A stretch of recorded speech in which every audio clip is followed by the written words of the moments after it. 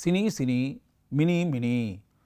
இப்போ நான் உங்களுக்கு சொல்ல போகிறது டி ராஜேந்தர் இசையமைத்த ஒரு வெளி திரைப்படத்தை பற்றி. வெளி திரைப்படம் அப்படின்னா, இப்போ டி ராஜேந்தர் இசையமைக்கிறாருன்னு வச்சுக்கோங்க. ஒருதலை ராகம் படத்தில் அவர் இசையமைப்பாளராக அறிமுகமாகி அவருடைய பாடல்கள் பெரிய அளவில் பேசப்பட்டுச்சு.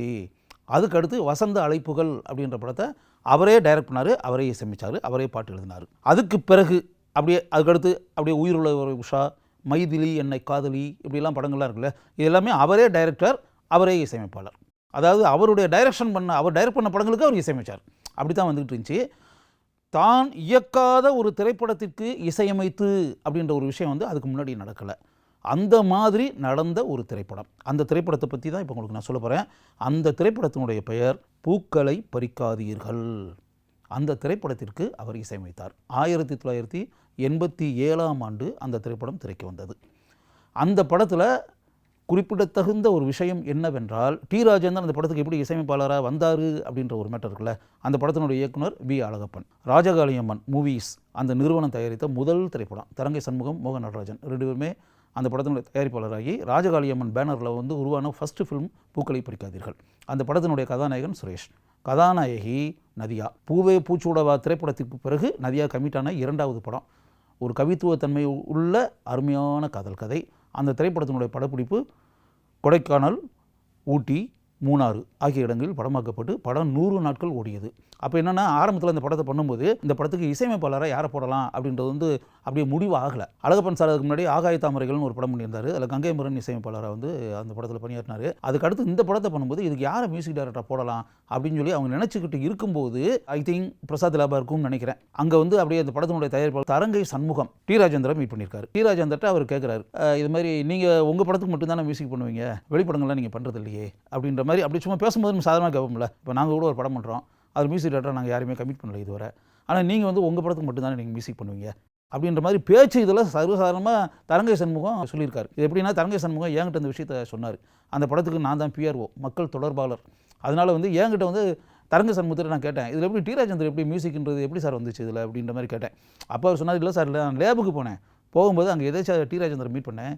அப்படியே பேசிக்கிட்டு இருக்கும்போது நான் கேட்டேன், நீங்கள் அவுட் சைட் பிக்சர்ஸ்லாம் நீங்கள் பண்ணுறது இல்லையே, நீங்கள் டைரக்ட் பண்ண படம் தான் நீங்கள் மியூசிக் பண்ணுவீங்க அப்படின்ற மாதிரி நான் சொன்னேன். உடனே அவர் சொன்னார், இல்லை அப்படிலாம் ஒன்றும் கிடையாது, அவுட் சைட் ப்ரொடக்ஷன்னா வேறு யாரும் என்னை அப்ரோச்சே பண்ணலையே, வேறு யாராவது அணுகி இருந்தால் நீங்கள் மியூசிக் பண்ணி கொடுங்க அப்படின்ற மாதிரி அணுகி இருந்தால் நான் சரின்னு சொல்லி பண்ணியிருப்பேன். யாருமே என்கிட்ட கேட்கலையே, இதுவரை கேட்டிருந்தால் நான் பண்ணிப்பேன், நான் பண்ண மாட்டேன்னு சொல்லி யார்ட்டையும் இதுவரை சொல்லலையே அப்படின்னு. அப்போ நாங்கள் இதுமாதிரி ஒரு படம் பண்ணுறோம், பூக்களை பறிக்காதீர்கள்னு. வி அழகப்பன் டைரக்ட் பண்ணுறாரு, சுரேஷ் நதியா நடிக்கிற படம், லவ் சப்ஜெக்ட் தான். அந்த படத்துக்கு நீங்கள் மியூசிக் பண்ணுறீங்களா அப்படின்னு சொல்லி தரங்கை சண்முகம் டி ராஜேந்தர்கிட்ட கேட்குறாரு. டி ராஜேந்தர் டெஃபினட்டாக நிச்சயமாக பண்ணுறேன், நீங்கள் போடுறதுக்கு தயாராக இருந்ததுன்னா நிச்சயமாக நான் பண்ணுறேன் அப்படின்ற மாதிரி சொன்னார். டி ராஜேந்தர் சிறிதும் எதிர்பாராமல் அந்த படத்திற்கு இசையமைப்பாளரான கதை இதுதான். அதாவது பிளானிங்கே இல்லாமல், இப்போ டி ராஜேந்தர் தான் போடணும் அப்படின்னு நினச்சி மனசுக்குள்ள பிளான் பண்ணியெல்லாம் ஒன்றும் கிடையாது. சுரேஷ் நதியாலாம் கமிட் ஆன பிறகு அந்த படத்துக்கு இசையமைப்பாளராக டி ராஜேந்தர் சிறிதும் எதிர்பாராமல் இசையமைப்பாளராக ஒப்பந்தம் செய்யப்பட்டார். அப்படி ஆனால் அந்த படத்துக்கு டி ராஜேந்தர் மியூசிக்கு அப்படின்ற ஒரு விஷயம் இருக்கு இல்லையா, அது பெரிய லெவலில் ப்ளஸ் பாயிண்டாக இருந்தது. இப்போ பத்திரிகையில் அந்த மக்கள் தொடர்பாளர்ன்ற முறையில் அந்த படத்துக்கு விளம்பரங்கள் செய்து செய்திகள் கொடுத்து அப்படின்னு வரும்போது, அதை சுரேஷ் நதியா நடிக்கிற படம், வி அழகப்பன் டைரக்ஷன். இந்த படத்துக்கு இசையமைப்பாளர் டி ராஜேந்தர். டி ராஜேந்தர் மியூசிக்கா, டி ராஜேந்தர் இசையமைக்கிறாரா, என்ன சார்? ஏன்னா டி ராஜேந்தருடைய மியூசிக்னா அந்த பீரியடில் டி ராஜேந்தர் இசையமைத்த பாடல்கள் ஃபுல்லாக எங்கே வேணாலும் பட்டி தொட்டி எங்கும் கிராமங்கள் வரை நல்லா தெரியுமில்ல. ஒருதலை ராகம் படத்தினுடைய சாங் எந்த அளவுக்கு போய் ரீச் ஆச்சுன்னு நமக்கு தெரியுமில்ல. வசந்த அழைப்புகளுடைய பாட்டு எந்த அளவுக்கு ரீச் ஆச்சுன்றது நமக்கு தெரியுமில்ல. உயிருள்ளவரை உஷா படத்தினுடைய பாடல்கள் எந்த அளவுக்கு சூப்பர் ஹிட் ஆச்சு அப்படின்றது நமக்கு தெரியுமில்ல. மைதிலி என்னை காதலி படத்தினுடைய பாடல்கள் எந்த அளவுக்கு ரீச் ஆச்சு அப்படின்றது நமக்கு தெரியுமில்ல. இந்த அளவுக்கு டி ராஜேந்தரனுடைய பாடல்கள் அப்படின்னாலே அவருடைய பாடல் வரிகளுக்கும் சரி, அந்த இசையமைப்புக்கும் சரி, ஒரு தனித்துவமான இசையமைப்பு அவர் வச்சுருந்தார். அதுக்கு மக்கள் மத்தியில் பெரிய அளவில், இளம் தலைமுறையெல்லாம் பெரிய அளவில் ரொம்ப விரும்பி ரசித்து கேட்டாங்க.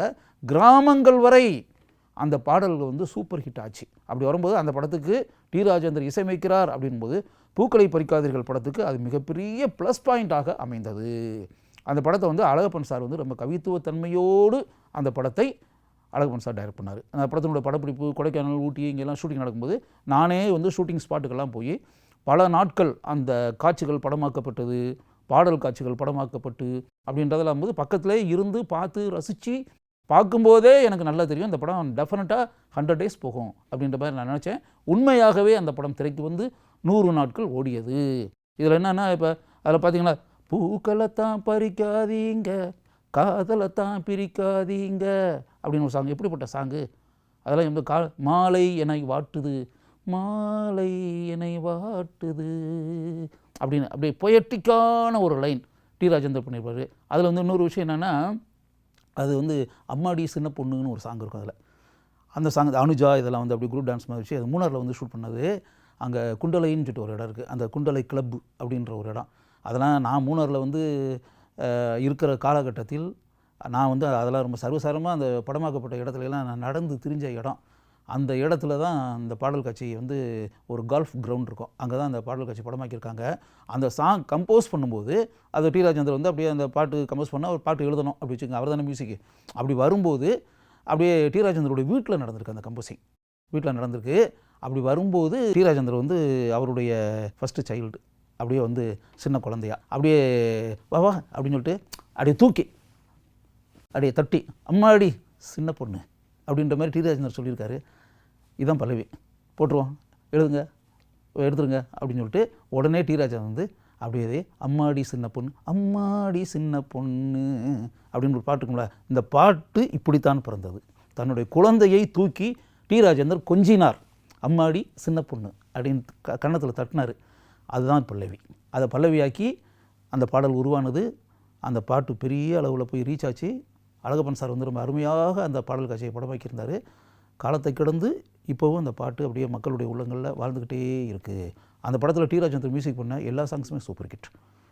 அதாவது அந்த படத்தில் பர்டிகுலர்லி அந்த படத்தினுடைய கிளைமேக்ஸ் சாங் அந்த பூக்களை தான் பறிக்காதீங்க அந்த சாங் இருக்குல்ல, அந்த சாங் வந்து பெரிய அளவில், அதாவது அது ஏன்னா காரணம் வந்து அந்த பொயட்டிக்கான லவ் சப்ஜெக்ட் அப்படின்றதுல அந்த இன்னும் சொல்ல போனால் அந்த படத்தினுடைய கிளைமேக்ஸில் வந்து ஒரு பேத்தட்டிக் கிளைமேக்ஸ் அதில் கதாநாயகன் ரெண்டு பேருமே வந்து கதாநாயகனை வந்து அப்படியே சுரேஷ் வந்து தூக்கி வீசி எரிஞ்சிருவாங்க. சுரேஷ் வந்து அப்படியே ஒரு அது வந்து கேரளாவில் வந்து இடுக்கி டேம்ன்றோம்ல, இடுக்கி டேம் பக்கத்தில் கிட்டத்தட்ட ஒரு மலையினுடைய உச்சியிலிருந்து எடுத்தது. அப்படியே தூக்கி விட்டு எறிஞ்சிருவாங்க. அப்படியே பள்ளத்தில் வந்து அப்படியே உருண்டு உருண்டு உருண்டு உருண்டு உருண்டு அப்படியே கீழே வந்து அப்படி இதை பார்த்துட்டு நதியாக வந்து அப்படியே சைக்கிளோடு அப்படியே தாவி குதித்து அப்படியே நதியாக வந்து அப்படியே ட்ராவல் ஆகி அப்படியே கீழே வந்து கதாநாயகி ரெண்டு பேருமே இறந்து போகிறது மாதிரி ஒரு பேத்தட்டிக் கிளைமேக்ஸு. அதில் வந்து டி ராஜேந்தர் வந்து அந்த ரீரிகார்டிங் அப்படின்ற ஒரு விஷயம் இருக்குல்ல, பின்னணி இசை அப்படிங்கள சும்மா ஒரு ஐடியாக்கா உங்களுடைய ஐக்கா அப்படி விழுந்த உடனே பொயட்டிக்காக நதியாக அப்படியே சுற்றி அப்படி நதியாக கீழே வந்து அந்த லவ் ஏற்கனவே இருந்த சாங் இருக்குல்ல, மாலை என்னை வாட்டுது இருக்குல்ல, அந்த சாங்கவே பேத்தட்டிக்காக வந்து அப்படியே இல்லை அவர் மியூசிக்கில் வந்து ஹம்மிங்கில் போடுவார். இப்படி வரும் தனனா தனனா தனனா தனனா